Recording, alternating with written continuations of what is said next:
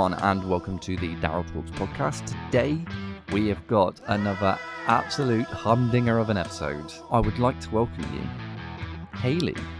Hi, nice to meet you. Hayley, thank you so much for coming on. Oh, you're more than welcome. This is going to be a great episode. I can tell because just whilst we've been talking, you know, the sort of foreplay of the episode, we've just hit it off so well. So yeah, oh God, we've got a lot to talk about. This could end up being a free episoder. So, before we do anything else, I'd just like to ask a few icebreaker questions. Go for it, yeah, why not? First question is, if you had a superpower, what would you choose it to be? I would love to be able to just see everybody naked, so like X-ray vision, like be able to like see everyone naked, because everyone else has seen me naked. We'll get onto that, right? Yes. We'll get onto that. So, I mean, it would be a good touch, so I don't have to watch the same episode over and over again to be able to see everybody naked. The next question is going to be, what would be a ick of yours that not many people would have? Feet. I can't even look at my own. I cannot even look at my own. I have socks on at all times, which is insufferable in this weather. But yeah, no, feet are a no. Finally, if you could have a dinner party with 3 people, dead or alive, who would it be with? Henry VIII. Yeah? Yeah. Can I ask why? Well, because it will interest me that you can just like do Tinder, but in real life back then, but really extreme. Do you know what I mean? Pretty much, isn't it? And then, so I've got so many questions for that man. Then Marilyn Monroe, because she is my absolute idol and icon. So she's, my dream. So definitely her. Alive, Jim Carrey. Nice. Yeah, I think he's the tits. I think he's the funniest man alive. That is literally the most broad 3 people. Isn't it? Yeah. I think, well, that kind of sums me up a little bit, though. Yeah. And I like the idea that instead of swiping left, it was actually with an axe or something. Yeah, like, could you imagine being on Tinder and it be like, beheaded, you're going to survive? Or So, let's get into it. Okay. Welcome. Thank you for doing this. That's not a problem. Where do we start with you? God, there's so many avenues we can talk about. So, we met at school. Yeah, we kind did. of. Yeah. But we probably know each other more through our parents. Yeah, I mean, our dads became little rogues together, didn't they? Yeah, they were drinking buddies, pub buddies, lovers, questionably. Yeah, let's definitely go down that route. Yeah, and we did, didn't we? Yeah. We spent many of times like kind of having to entertain ourselves while our dads were being little rogues, didn't we? Absolutely. And our mothers had to put up with it. Yeah, pretty much. Honestly, I don't know. They need medals. They really, really do. So what were you like at school? Oh, do you know, a completely different character to what I am now. And I think that, like I looked like Garth from Wayne's World at school. So I had a blonde mullet and I had glasses and I was just so shy, which is wild to anybody that meets me now. Cannot understand how on earth someone like myself would ever be shy, but I really was. Like, I was a tomboy. I didn't do anything girly. I didn't really have a huge group of friends until I got to like the later stage of school. I lost a lot of weight and I was doing pageants at the time, so my confidence built. You were doing pageants? Yeah, I know. What, like beauty pageants? Yeah, I was Miss Teen England back at the last year of comprehensive school. No way. Honestly, mate, every time I say something that comes out my mouth, I swear I like almost check to see I'm lying or not, because I'm like, people must think that I just bullshit the whole time. But yeah, so I think my confidence built in that the last years of school, but I think it took a lot of effort to get there because I was considered not the ugly one, but I wasn't very girly and very glamorous, and I didn't have many mates, and I played rugby and I didn't really care for like any attention of sorts. With my disability as well, I've got cerebral palsy. I think it took me longer to build like an independence other than the people like the rest of them in school. Like, the rest of them kind of did a lot of stuff early. Like, I didn't even lose my virginity until I was like 18, 19, which in this world now doesn't seem like very old, does it? No. But back then when I was at school... all our friends were doing it. Yeah, exactly. So I think I had to take that time building my confidence with knowing myself with a disability, understanding, realising that moment I realised I was different to everybody else. And then having to work out who I was going to be took a long time. Were you born with the disability? Yeah, so I was 5 weeks early. They can't tell whether it was the prematurity of birth and difficulties from the birth, but about 3 or 4 weeks afterwards, I choked and stopped breathing and went into hospital. So they put it down as like a hemiplegia, which is like a child's, like a stroke, essentially very similar. So I do have brain damage, which then categorizes into very mild cerebral palsy. No way. Yeah, so I can't feel my left side, which... What, literally can? Nothing, absolutely nothing. There's parts of it that I can. Yeah, and of I think, course. you know, when you lose senses of, like, certain senses, you gain others.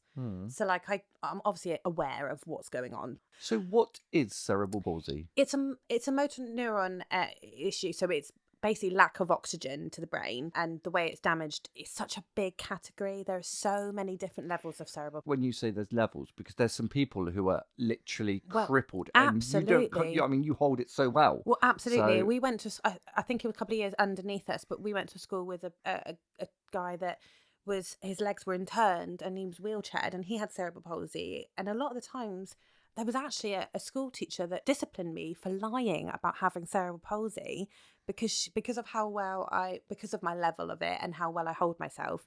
She gave me absolute hell. I remember it, and it broke me, because trying to speak out as somebody that doesn't look disabled, the amount of times you have to explain yourself when it's not obvious. You just don't want to. It's Why so should you hard. have to? Why should I have to explain myself? And because I don't look disabled doesn't mean that I don't suffer. Like, you have to work through it. But my outlook with it is purely that there are people, like you said, in wheelchairs who can't get up in the morning. I can. So that's why I have had a wild 20 years of my life. Yeah. But it's because I think there's still that niche where people don't talk about. Yeah, and also the way, like, most people think is, why would anybody want? Why would you share that? Well, that's it. You know, obviously it's great for awareness. Yeah. On a platform like this. Hugely, yeah. But if you were posting on Facebook, can't get out of bed. Well, my Tinder dates are going to go right yeah. People are going to judge that in the wrong way. Absolutely. And you're going to get message me babes. Yeah. And you okay, Hans? Yeah. It's at a loss, isn't it? Like, where do you start? Where do you bring into the conversation? Where do you say, oh, by the way, I'm disabled? Because am I? Because I do look at other people and go, well, I am very lucky. And my family, the way that they are about it, bringing up a child that's disabled, because I'm the only one in my family that's got any sort of disability. The way that they brought me up is that they didn't treat me any differently to my other siblings. And they were like, but why? They would, and then they would take the mick out of me. And I know that's, not everybody has that kind of humour and ways of dealing with it. I've got so much time for that. Yeah. And they just are like, well, why? Like, why can't you do that? And they would challenge me. And then I would, from the challenge, I'd find a new way of doing something. You know, I couldn't tie my own shoelaces till I was like 12. It's affected me, but it's when do you tell people that it affects you? Not enough people ask. No. I think that's probably the because the way the assumptions, isn't it? Yeah, that's really... it. And if I say it straight on a day, like, "Hi, I'm Hayley and I'm disabled," is there any benefits to you? Yeah, I could hit someone and not feel it. No, I'm joking. Do you know? Yeah, benefits are personal. Parking. I've got a blue badge. That's a massive green flag. Do you know how many people want one of those? Oh, God. Oh, it's so funny. I whip it out and I'm like, don't worry, I've got you, babes. I've got a blue badge. Yeah. Do you drive on the dates then? Yeah, I do. Absolutely right. And I whip it out and I'm like, here you go. This is what I can bring to the table. To clarify, we are talking about the badge. Yeah, I'm not whipping anything else out. Yes, yeah. But yeah, I mean, like, I think I've got a very positive outlook about my disability. It has stopped me at times. Like, you know, little things like just growing up, being that age where you're looking at other people doing things and, oh, I'm really going to struggle doing this. I know I am. And I think that was a massive builder in confidence, in a sense. I had to learn to just be like, Hayley, just be honest with yourself. You're going to struggle with that, and tell them you are. So then the embarrassment of having disability kind of wore off and then became quite... Yeah, because I imagine eventually I've been very fortunate that I only act disabled. I've never been diagnosed. Right. There must be like a fuck it moment, and you would hope, and you're fortunate that you had that, because some people don't. Yeah. Some people just drown themselves in that. Absolutely. So you got to school. Yeah. Did you do sixth form? Yeah, I did A-levels. Yeah, I did. I studied psychology, English language, sociology, and I did history. You love an ology. I do love yeah. Well, I ended up in sexology, didn't I? So, I mean, it was always going to be something. But yeah, I love, I'm quite academic and I do love learning. And I think that's probably shaped a lot of my career. Yeah. Because I've not stayed in the same job. So I've had a very colourful career based on the fact that I just like learning, Daryl. But yeah, I went off to, we did sixth form, went and lived in Ireland for 2 years. Because I thought I knew everything and wanted a break. Oh, look at the Irish. Yeah. Were you in like Happy Island or Angry Island? Oh, massively Happy Island. Okay. Yeah. If I ever went to Angry Island, I think my Auntie Mary would have had something to say about it. Oh, but Mary. she was like, would you not? But she took me in, gracefully took me in, because I thought I knew everything at that age and wanted a break. And I thought I was going to find the love of my life over there. That didn't happen. Oh, I'm sorry to hear that. Oh, well, there we go. And then went off to uni and studied psychology, sociology. Then led me into like my first like long-term job. Obviously, I've had lots of random creative jobs in between. But You did some photography I mean, I still do it now. I mean, I'm a woman of many talents, Daryl. Yeah, because I bumped into on Saturday a girl called Jodie. Yeah. Jodie Tapp. Yeah. Who is now Jodie Parfitt. I know, she would shout at you for that, to be fair. Absolutely. and when I said that you were coming on, she's like, oh my God, she did the photography for my children and stuff like that. I did, yeah. And I was like, I had no idea. Yeah, Had I not spoken to her? I know, amazing. it's mad, isn't it? And I'm fortunate again to be creative. I've had so many random jobs. After uni, I didn't go straight into working full time, and I did photography since I was like 15, 16. It was just something I picked up. It was just something that I enjoyed, and then I ended up getting a job in a studio, learning the ropes of running a studio, and then that's when the photography, but that's never stopped. That's always been something in the background that I've done from day dot, which has helped in some of the jobs, to be fair. Yeah, of course. I think anything I've done has been pure creativeness and passion, depending on the subject. But So what was your first job, sorry? My first job, I come back from university. I didn't work while I was at uni. I done multiple random jobs. So when I moved to Ireland, I ran a B&B with my Auntie Mary. Then went to uni, did no work. And I mean no work, not even my actual uni work at this point, which is why I'm still in debt now. Thanks you so much, Coalition. But yeah, so I went to the photo studio. So my first real proper job was working in Pixie Photo, which was a photo studio in Plymouth. So that was my first proper job. So I was there for a little while, fell in love and did all that kind of weird stuff for 5 minutes, but randomly got picked up by Ann Simmers. So they took me on after them. I've always been in sort of retail-y based stuff. But yeah, they picked me up and they took me on, and that was the next 10 years of my life. I didn't expect to do what I have done when I started there. I genuinely started. I had the background in psychology anyway. My mum and dad thought I was going to be some sort of lawyer or some sort of psychologist, which is what they still hope for me at this point. But still time. Still time. Oprah Winfrey made it in her 30s, so I've still got time. But yeah, so I had an amazing, colourful career with Ann Simmers, which led me into the sex industry. What, did you just start behind a till? I was a sales colleague for Ann Simmers, and I just started off because I'd left. The photo studio had finished and I'd been poached and I needed a job, basically. It was at that point I just needed a job because I'd moved in with my boyfriend and bills were needing to be paid and I needed something that was full-time. And obviously the photo studio had gone. So I started as a sales colleague, progressed to supervisor and then department manager quite quickly. From department manager, they noticed a little bit of a spark in me and head office got in touch. They were like, you've got a little knack for this. Like, I'd increased the sales majorly and quite passionate, quite open, quite an outspoken. I won't have it said about you. No, nothing like it. I don't know what you're talking about. So they picked up a knack and I had an email from head office basically saying, do you fancy doing something different? Which is then how I got hired to be a sex toy specialist and do all the training and all of anything to do with sex toys ran through me, literally. So that's what I did. No and way. And I think I used my psychology background and the love of sex. So because that is got to be probably one of your most frequently asked questions. If Hayley had a FAQ, it would be, how on earth did you end up doing that job? No and idea. I think probably for a lot of females, how much does it pay? Does it cover bills? Well, it makes you very happy. I mean, the serotonin levels are wild. But I never expected to do that. Never. Because like I said to you earlier, I was such a shy person at school. And when I left school, I got most improved. So looks wise, which is disgusting now if you think about it. And the thing is, right, let's strip it back. I was one of 7. I was one of the youngest girls, and there was a massive age gap between us. So I think, based on having disability, being like not the cool kid at school, built this like very outspoken creature over time, and things happened in my life that has created strength and yada yada. We build and we build, and then Ansem has basically scooped up this very shy girl and brought everything out of me. Yeah. Like literally everything. Like my whole personality just came bursting out in the most colourful way. Do you know what? Paid in pure passion and sex toys. I mean, the products I've got over 300 toys and building. And I think if I actually totaled up how much that's worth, I'd probably be able to buy my own house. So what was it about Ann Summers that made you want to stay there?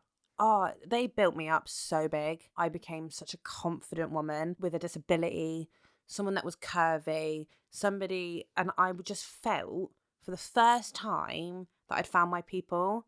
Like, I'd never really felt that I had ever really truly been myself. I knew who I was inside. I knew I was, my nan was like a 6'2" Danish woman that walked into the room and demanded presence.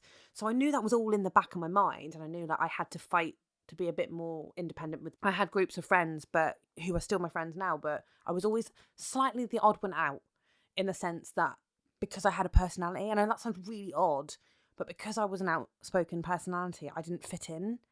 And then someone was like, here's your voice.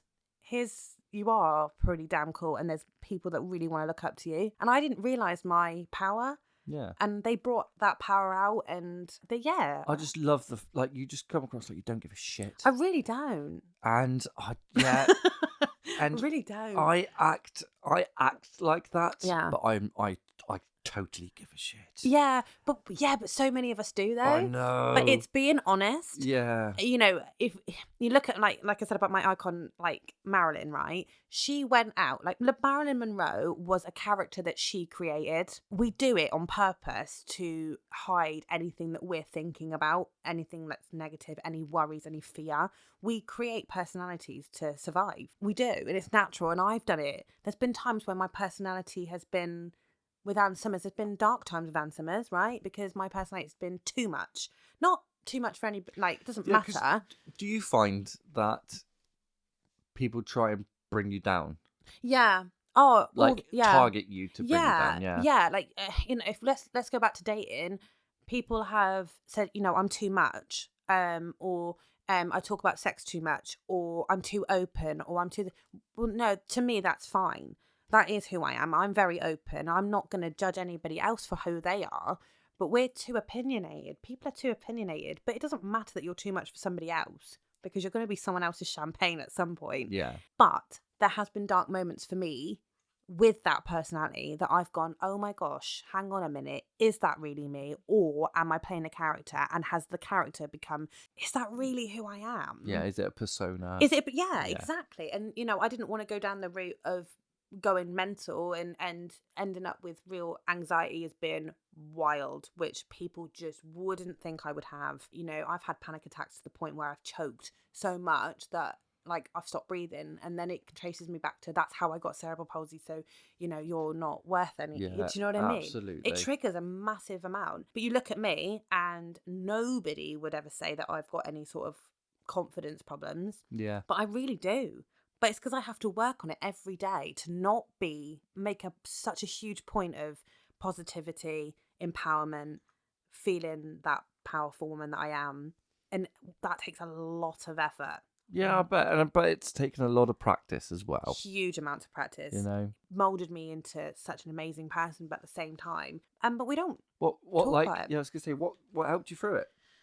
Oh my God. I tell you what, I think I'm so good at talking to myself. I have little chats with myself all the time. And my friends have caught me doing it where I just kind of space out, but you'll hear me talking to myself. And it's just the reminder of what I've survived. Like, God, I'm trailing off so wildly now. But, you know, if you think about this character I've created that is so unapologetically me, that has also been my downfall at times. Yeah, of course. And then reality hits and things happen. Like, you know, we all have things behind closed doors that have happened to us. And then you go, whoa, and you have a massive reality check. My sister was really poorly, like terminally ill, about 10 years ago. I remember. Really hard to go through. And that was a reality check. And then, you know, things get put on hold. She said something to me once, and she said, you'll never know how strong you are until being strong is your only choice. And I thought I understood it then. But then when it happened, so I went through something awful that a woman should never have to suffer. Yeah. I was assaulted about 5 years ago. Oh my Lord. Yeah, which I don't mind about speaking about it, because I think that was another point where I questioned my identity, because I thought, has my identity made that happen to me? And it was only that point where that quote meant anything at all. When I went, I survived that. Do a lot of people know that? No one. No. No one. I think, well, my sisters do. Yeah, of course. Yeah. Of course. And obviously, if you don't want to talk about it, I totally get it. No. Do you know what? But if it helps someone just say it because I've been blasé about saying it, then so be it.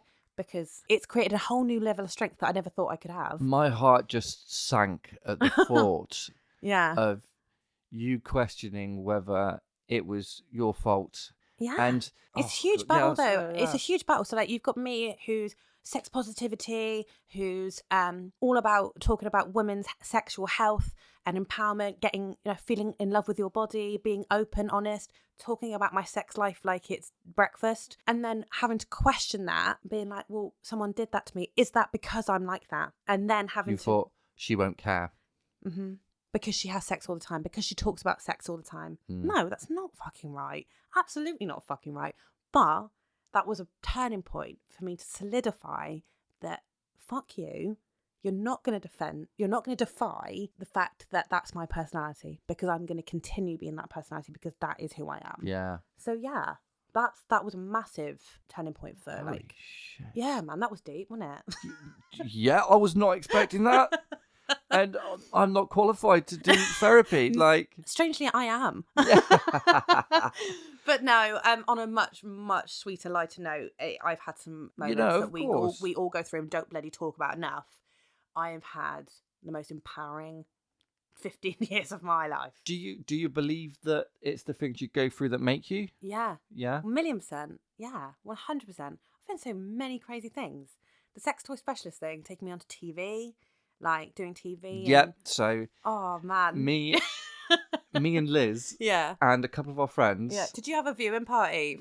Kind of, but it was an impromptu. God. I didn't invite them round. Come and watch my guests be naked. Come and watch my mates' bits on TV. So Hayley was on a TV show called Naked Attraction. Yeah. If you don't know what it is, I'm really sorry. It is a show where Hayley is stood there, and there are 6 sort of like what they call like pods. Yeah, pods. Yeah. And the pods gradually lift up. So it starts with knobbly knees, it does. testicles, the feet, which and I shaft. Hate. Yeah, not that way round, but you know what I mean. Yeah, they were doing a handstand. Could you imagine? Yeah, he would have been picked. And then gradually the pod door moves further up, so then it's like belly and boobs. Yeah. Then face. Then they do the most cringy mine sailor. Was so bad, wasn't it? Like we literally all So died bad. inside. Thank you. And not because of you, because there was guys that we were just laughing at their willies. I know. And then all of a sudden they're in sailors' outfits. I know, and I can't believe that that's what they pick. But as much as there's this brash side of me of these crazy little stories, there is that nice sweetheart that I think I went on Naked Attraction for the right reasons. Eventually, you choose a winner. You whittle it down to 3 and then pick one. Yeah. And you picked, is it Luke? Yeah, Luke, yeah. And Luke was the most outgoing one. Yeah, he was. So did he you? Was cheeky. Yeah, he was the only one that sort of like. Had any personality. Because one of them did look like a serial killer. I know. I know. Did you see afterwards? I don't know if you've seen any like outtake clips of it, but the guy that was stood next to Luke that I'd chosen to, Yeah. he went so far they had to stop filming. The Maurice? I was he can't the remember one his that name. was not from round here? Yeah, he was not from around But here. what did make me laugh the most was you kicked some lad out for saying that our accents wouldn't match up. Do you know and what? yet the Slovakian, who could hardly speak a word of English, wasn't an because issue. he would let me speak and not speak back. So I thought, well, the thing is, right, when you're on the show, right, I'm such an outspoken, cocky character, like bantery character. When you're on that and the limelight's on you, and you know you've got to be nice because I'm not there to upset anyone. No, of course but not. when you're there, you're trying to think of something nice to say other than being a twat. Yeah. Really hard. I just wanted to be naughty on the show, but I had to rein it in. I was giving them sex tips with wands and... Was it you that said to the was it you or the host that said to the Cockney lad, "Get back to EastEnders"? It was her, yeah. Was it? Yeah. Oh, because I thought it was you, and I was like, "Oh my god, what you just bitch? like, yeah." Because then there was another character whose eyes had a fallout, and do you know? I can't even remember. So what my granddad would say: there's one eye facing Plymouth, one eye facing Tor Point. Different postcodes. Yeah. Yeah. This sounds awful. I think I was a little bit hard done by. I don't think necessarily physically anyone was horrendous, like completely my type. No. Do you know what? When, on the research call, they did like a 3-hour research call. It's mental, and I think I'm so like when I want to be with someone, I genuinely do not look at the body. Yeah. I really don't, which is wild. I know we've got to have an attraction. For somebody with a body like mine, it's so like Liz is exactly the same. Your dad actually used to say something that used to remind me of him. Is he'd say, "I've got a body like a god. It's a shame it's a Buddha." Yes. He used to say that to me all the time, which I take with me now. But no, I genuinely don't. I don't look at bodies, and I think that's maybe why I'm not bothered about being naked. Yeah, because that show is literally. It's shallow. My vagina, man. It's shallow at the. It's the epitome of shallow, isn't it? Really? Yeah. And penises are like you having to choose somebody based on a penis, the ugliest bit of, yeah, of body. I know. They're not the cutest. I don't think I've seen one pretty penis in my life. Yeah. Yeah, and I am really sorry about that. I'll take down. I only came here for a coffee. Honestly, yeah, I don't. I can't believe. I'm so proud of myself for doing that. Yeah, absolutely. And I think the reasons behind it, like, was because every day in Antima's, I'm there to make women and anybody with me feel incredible about themselves. My aim every day of my life was to make people feel stupendously good about themselves. But I wasn't always 100% doing that for myself. And I thought, you're a hypocrite. So I was like, go and get your bits out on TV and prove a point. What's that thing called? Doppelganger syndrome? No. Oh, I can't remember. Imposter syndrome. Imposter syndrome. Got it. That's what I was trying to do that all the time. Yeah. Yeah. Like, I do. Yeah. When you go back into the mental health sort of stuff, they always say that the people who are making you laugh and the people that are loudest are the people that you should check on. Absolutely, 1,000,000%, you know? 100%. I totally agree with it, and I'm very lucky that I've got a very good belief system, a very good like strategy to helping when those things occur. Yeah. What is your opinion? So, because I've had this conversation on a previous episode. Yeah, you mentioned, but with another male. Yeah. So you get a lot of people and the perception that sex toys will replace. Every single day I hear that. Yeah, exactly. No, I completely agree. Sex toys are not a replacement in any way possible. From a woman's perspective, women do not buy sex toys to replace their husbands or their partners if they're with male partners, right? They don't buy them to replace anybody. We have got so many nerves on our bodies that there is no way, unless you're like Mr. Tickle, Daryl, you are not going to touch everything. Got a 9-inch tongue and I can breathe through my ears. Well, you should be making millions on Pornhub, that's all. No, I completely disagree. And the amount of times that I met male, it was the majority of people that would come up with this obstacle were men. So in the store, when talking about sex toys to a customer with their male partners, it's that's your insecurity. Your partner isn't buying a sex toy to replace you. Sex is different. The connection you get and the levels of oxytocin, and there's another hormone that releases. Can't remember the name of it. It's going to annoy me now. Serotonin. No, it begins with a P. It's a communicative hormone. So it like connects your partners. I can't remember the name of it. But sex and connection and skin touch and sensual play is so different to having a toy. Toy is just an enhancement. Toy is just that extra little cherry on the top and is a tool between partners or on your own. Masturbation is so damn important, so we're not going to have sex every 5 minutes, are we? Or we're not going to have time to have sex all the time. So adding in masturbation with toys is that next level. And it's exploration of yourself. Like you can orgasm from your nipples, you can orgasm from different parts of your body. You've got at the bottom of a female's back, you've got Venus dimples, and they're where all the pelvic floor nerves lay. Right, so obviously inside you can hit the G. Well, I say the G spot. I say that in quotation marks because it's very elusive. But massaging those on a female's back can enhance the internal feeling without you even having sex. So some women can actually climax from just that and foreplay. So it's a toy will allow that, whereas your hands won't. So, bloke, what are we doing? We're trying hard. The effort is very appreciated. Yeah. We're trying hard. Yeah. And yet we're not succeeding. Not all of us. But that doesn't mean that we can't use it on you either. So there's a lot of okay. Because it is much like it has turned the other way. Yeah. A little bit, hasn't Yeah, it? definitely. So now there's more pressure for a male to pleasure a female and not the other way around as it used to be. No, I fully agree with you. Like, I think back in the day, I was so pressured by being this porn star for someone. Like, I had to know all the tricks. I had to know everything they did on Pornhub. That's weird. And then and then sex became a tick list for me, not something that I was actually enjoying. And then when I started studying it and started understanding, like I did sexology and I was working with Antimas doing the product designs and kind of being a part of the training stuff, I was like, oh my God, it's like I had an epiphany. I was just doing sex as if it was like a tick list, but no one talks about it. Yeah. If I could take over the world of sex education, I really would.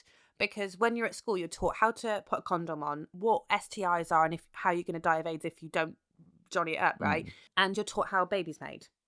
We're not taught about pressure points, nerves, pleasure, sensuality, confidence, sexual confidence, what's okay, how do we talk about sex? There's no talk about communication of sex as you're getting older.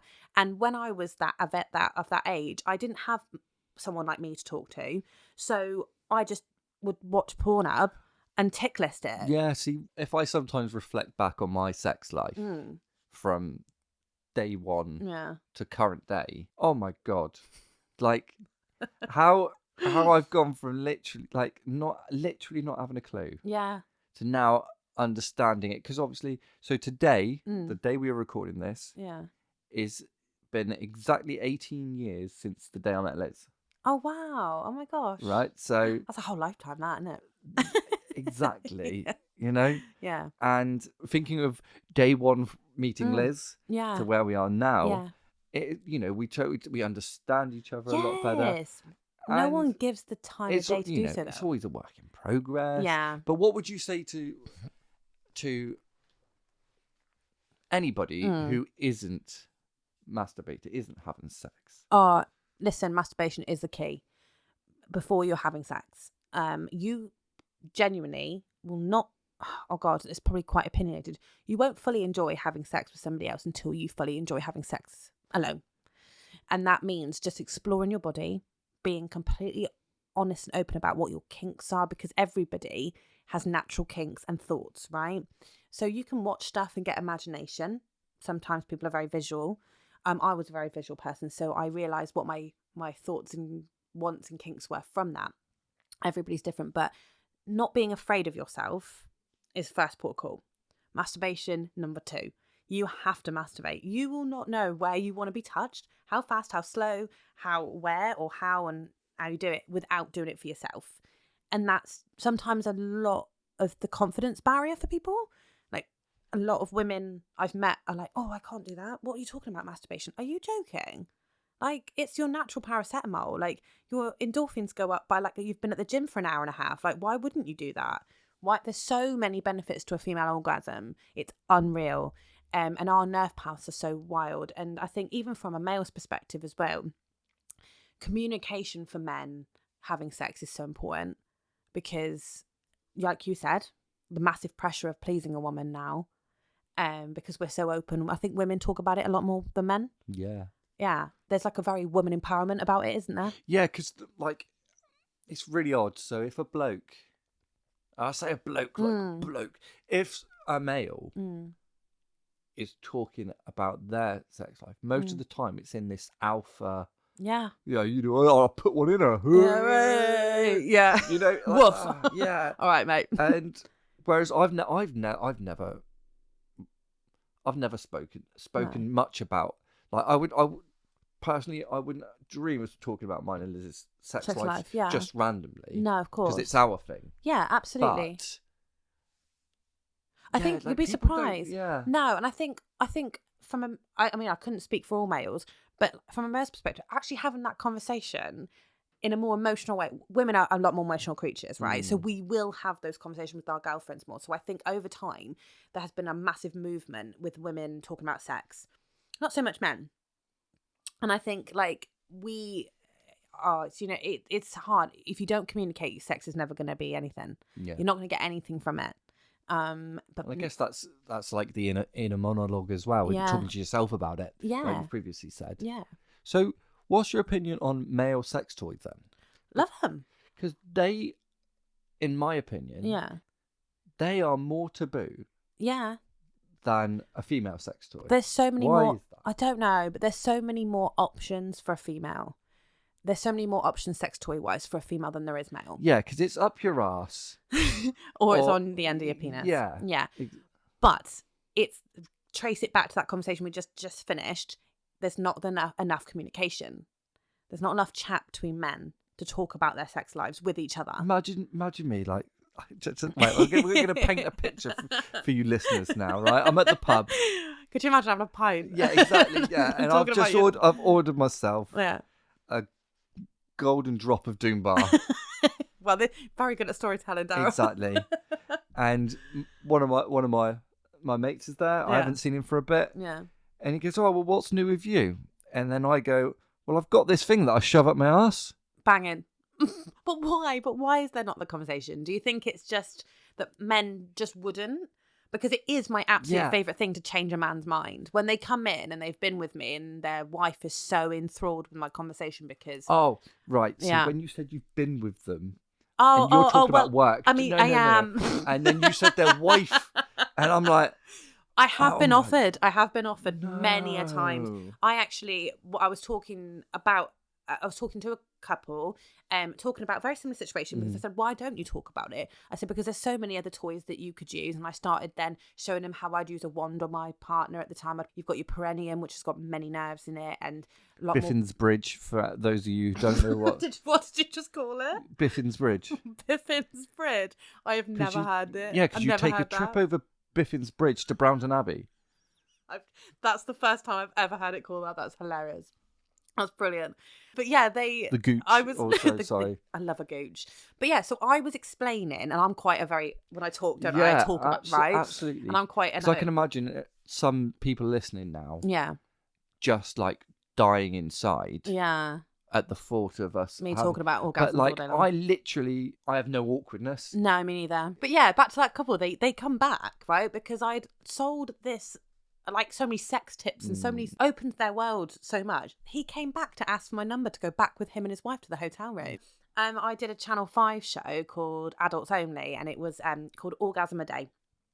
And it followed me in my job. So you can just watch me go about my daily life in Ann Summers and what I got up to. Is that still available? Yeah, it's on Channel 5. It's 5-star, Series 3, Episode 1.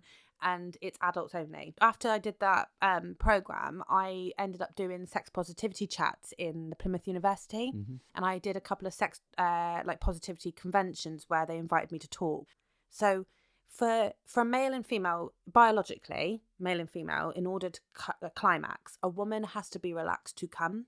A man will then, it's the other way around for a man. So a man will come and then relax. Does that make sense? Yeah. So our thought processes are different during sex, and we're a lot more emotive and we're a lot more sensual, and there's a lot more to give for a female's body for sexual like pleasures than men. You do generally have 2 spots. Yeah, it works completely differently. So psychology comes into it. Psychology and how our brains work comes into why we don't do it. But that's number 2 after communication. And understanding yourself and being sexually confident is another level, It takes a lot of effort. It's not normal for people to be sexually confident. I really enjoy talking to somebody who is that way. Yeah. Because for me, I'm out there about absolutely everything. Well, yeah, we wouldn't be talking on podcasts if we weren't. No, exactly.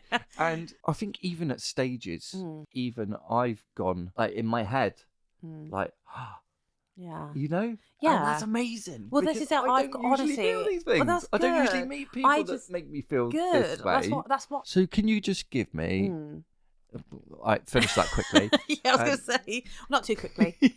5 basic, simple, positive things that can come from masturbation and sex. Masturbation, an orgasm for a female can increase your endorphin levels for a fact, and that is good for your skin, for your brain power. You increase your brain activity by 10% every time you've had an orgasm. So you work more, you concentrate better in your work day by 10%.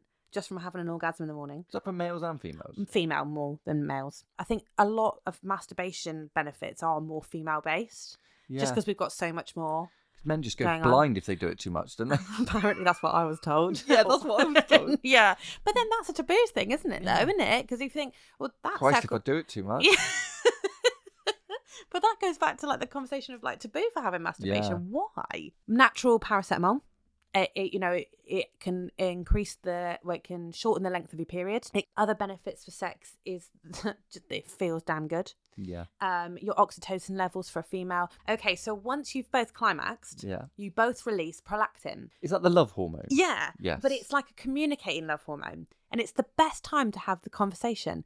If you have something on your mind, right, the best time to have a chat with your partner is straight after you've both orgasmed. I want to see other people. Not that one. But it is because it's the time we're most relaxed and our prolactin's very high, so we communicate the best. But that doesn't mean to have sex before you go into your board meeting. Yeah. But there's loads of benefits to sex. We're the only, apart from dolphins, we're the only things on this planet that do actually... it for pleasure, isn't it? Yeah. Yeah, not so for why the science. hell are we doing it? The clitoris is the clitoris has one job. It has no other purpose on the body other than to be pleased. So why are we not pleasing it? There's 8,000 nerves in that thing, and there's 2,000 inside. Why are we not enjoying those nerves? It's wild to me that you wouldn't. So I've actually got a really funny story. Oh, go for it. Tell me. So when you used to work in the Plymouth and Summers. Yes, yeah. I was walking past with Liz one day. Yeah. Because I like to do this thing where any opportunity to embarrass her. Good relationship. I like to do that. So we were walking past Ann Summers, and I remember waving to you, or I went to Liz. Like, was I obliviously like waving a dildo around, talking about it? Or... Possibly. Yeah, I don't know. I'm not too sure. But as we walked past, I said really loudly, Liz, did you want to go and get that butt plug? And on the Plymouth High Street, Daryl. Exactly. And the bloke who was walking like the other way to us, he was in fits because Liz nearly died. But absolute embarrassment. Yeah, little anecdote there. I like so it. You no longer work for Ann Summers? No, unfortunately not. In the background, I've got a diploma for psychosexual relationship. Unfortunately, it got to a point, well, I want to buy my own house. I've been a bit of a serial single person for years. I've done a lot on my own. And I thought, in the world that we live in, passion doesn't pay bills, Daryl. It doesn't, no. So I am now a regional sales manager for Fox & Sons, and I absolutely adore it. And it's a whole new learning thing. I don't want to stop learning. I don't ever want to stop learning. So it was an opportunity that came out of nowhere. When I tell people things that I've done in my life, I think people think I'm bullshitting because It is very surreal. Yeah. I've gone from so many different places. But Yeah, and I was a tour guide in Auschwitz. wait. Yeah. See, sounds like a bullshit, doesn't it? Yeah, like 100%. Yeah. How did you end up with that gig? I did history at A level. Yeah. And I did a presentation talking about. I was doing the Holocaust because it was the subject at the time that we were doing at school, and Amnesty UK were there to watch, and they offered me a job based on that, just doing a presentation. So I went out to Krakow for like 6 weeks on and off learning, and then took on doing a tour guide for school children in Auschwitz. To anybody who hasn't Met Hayley. hasn't met Hayley, you've got to. You've just got to. My dad says I'm a woman that has many strings to her bow. My mum, amazing mother, was married very early, had babies very early, and that was her life. But the generation she was in as well applied to no independence, and the conversations I have now would never dream of, ever. She sits back now at 65, whatever she is now, and goes, I wish I could be like you. I wish I could have been like you. I wish I could have done the things you've done. When I have kids of my own, and I do want children, I want to go like, your mum did this, and then she did this. She had amazing, crazy stories. And she did it all on her own as well, by the way. Yeah, I'm just not, I'm a colourful character, and I'm always going to be a colourful character, and I'm never going to stop being unapologetically myself, because I think life is too bloody goddamn short to not say yes to doing stuff. So maybe I'll write a book after this, Daryl. I would recommend it. Got so many dips. You'd literally have to start like pick an era, and then. So what's the long term plan then? So I just bought a first house. So I'm moving in hopefully this month. Now, ultimate dream is like when I get to like my 40s, I would love to go back to being a sex coach. Not a sex coach like I'm going to sit with you and watch you have sex. And you did that wrong. Come on, you can do it. What I mean is like, what I mean by that is I'd love to be a confidence coach. Yeah.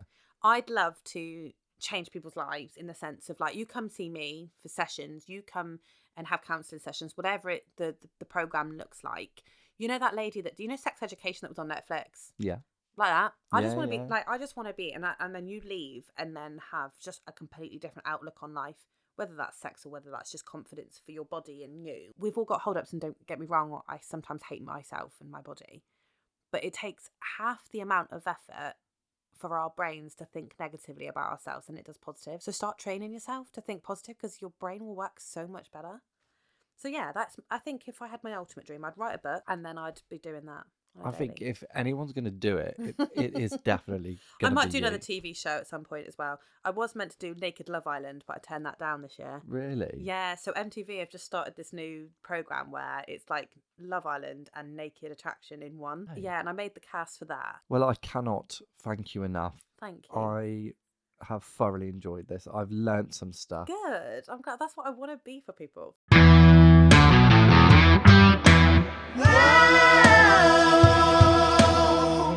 So there we have the most interesting person, and I cannot thank Hayley enough for just taking the time to do that. There's nothing much really in it for her other than just sharing positivity, and she's just always 100% buzzing every time I speak with her. So once again, please share, like, follow her, all her socials, all the TV programs she's been on will be linked in the descriptions and posted. Thanks ever so much, guys. Cheers.